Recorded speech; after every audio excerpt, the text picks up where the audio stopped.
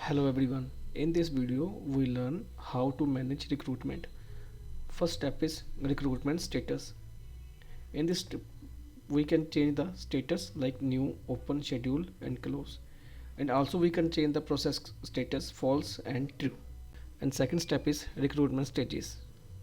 In this step we can change the stages of our recruitment process like resume screening, HR first round, technical round and final round.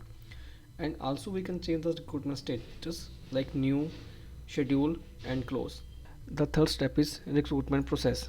We can set the recruitment process as per the hiring default position. For example, if we need the software developer, the stages of resume screening, HR first round, technical round and final round. The fourth and last step is recruitment drive. In this process we set the title as per the default hiring position and the recruitment process and the status. For example, if we hire the candidate for that position and this position is full, so we can delete this process. Thank you.